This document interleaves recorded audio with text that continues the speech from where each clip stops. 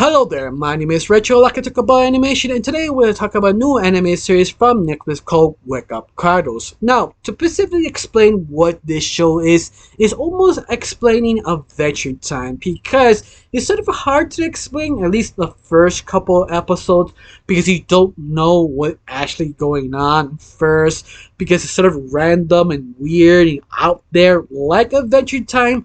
But at the same time, I can't really compare this to Adventure Time because this goes to its own specific thing. In fact, it has very interesting ideas that just grab your attention the first time you watch the first couple episodes.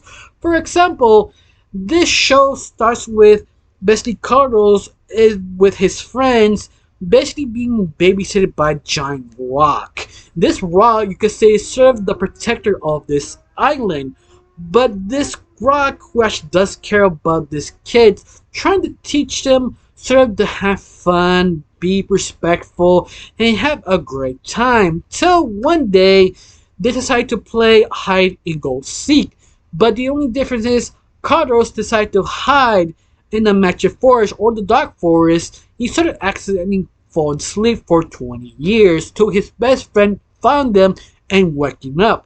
This is the point where this show stopped being a sort of Adventure Time, become his own thing, because Carter sort of waking up, sort of realized how many things sort of changed, and a lot of questionable things became very kind of weird. Like what happened to the sort of rock goddess babysitter that she was sort of sleeping, like she's dead or she went hibernation, that nobody really knows what happened to the rock.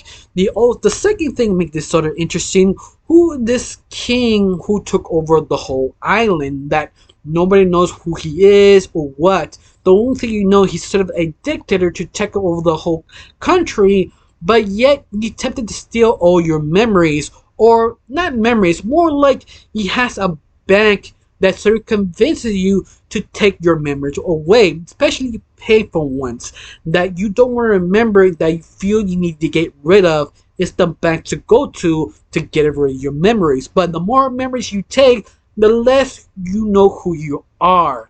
Once again, that's what I mean. It feels like it got inspired by Adventure Time, but it went their own completely different direction.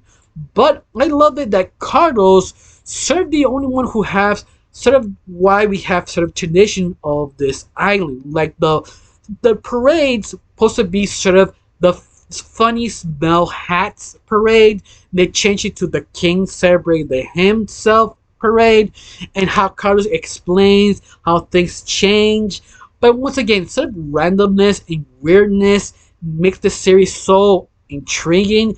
But I love it even more, goes a little bit more deeper, that later on the king is sort of kind of frustrated about Carlos because he's the one who getting all the attention, not the king, who attempted to sort of capture him or work with him till he could promote his own social media.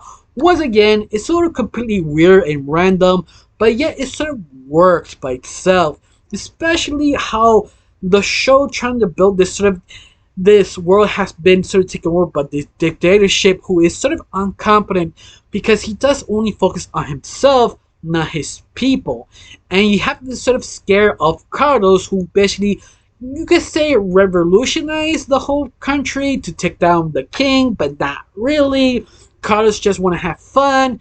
It's sort of not the focus, but you feel it's sort of trying to lean that direction. And it works. At some point it does work. It's sort of weird and random, especially how the dynamics of the three main characters, Carlos, Carlos' friend, and Titiana.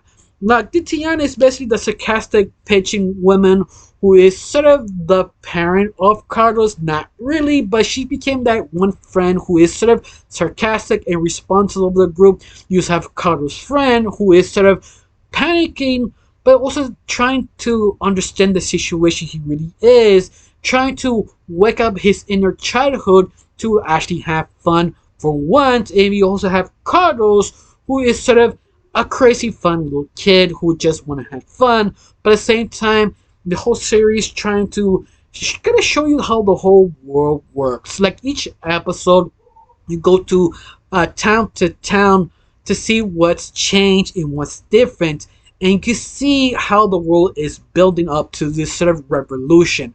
But a little bit sort of fun and weird.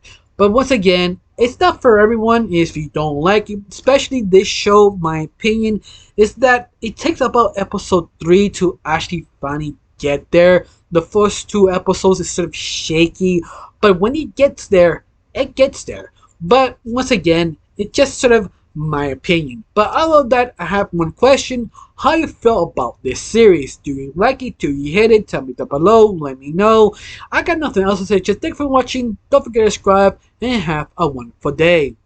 Bye.